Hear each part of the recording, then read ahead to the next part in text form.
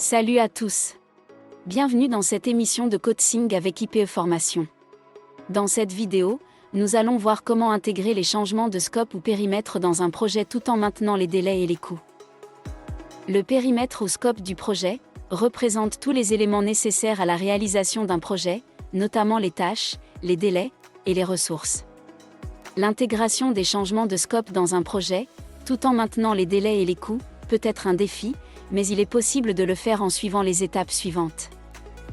Avant de commencer, si vous souhaitez gagner en crédibilité et en respect dans le management de projet, je vous recommande vivement ces 3 programmes de certification en management de projet, portant sur les réalités de celle-ci, ainsi que les complexités du milieu de travail, notamment la réalisation, les risques liés à un projet et la clôture, que tous les professionnels et managers de la gestion de projet doivent connaître, pour créer de la valeur dans leur organisation. Pour en savoir davantage, bien vouloir contacter le service client IPE. Comme première étape, vous avez l'évaluation des changements. Il est important d'évaluer les changements de scope proposés, pour comprendre leur impact sur les délais, les coûts et les ressources du projet. Cela implique d'analyser les conséquences des changements sur les tâches existantes, les dépendances et les risques du projet. Ensuite, il faudra une communication avec les parties prenantes. Il est nécessaire de communiquer avec toutes les parties prenantes du projet, pour discuter des changements de scope proposés, de leur impact et de la faisabilité de les intégrer. Cela permettra de s'assurer que toutes les parties sont d'accord avec les changements, et qu'elles sont prêtes à ajuster leurs ressources, et leur planning en conséquence.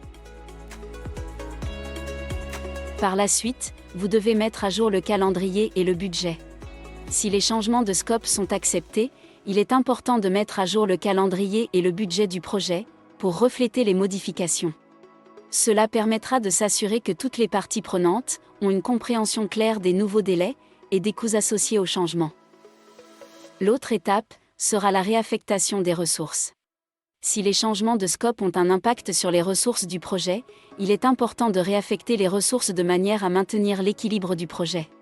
Cela peut comprendre de revoir les affectations de travail, de modifier les tâches et les responsabilités, ou d'embaucher de nouvelles personnes si nécessaire.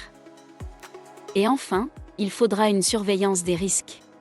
Les changements de scope peuvent avoir des implications sur les risques du projet.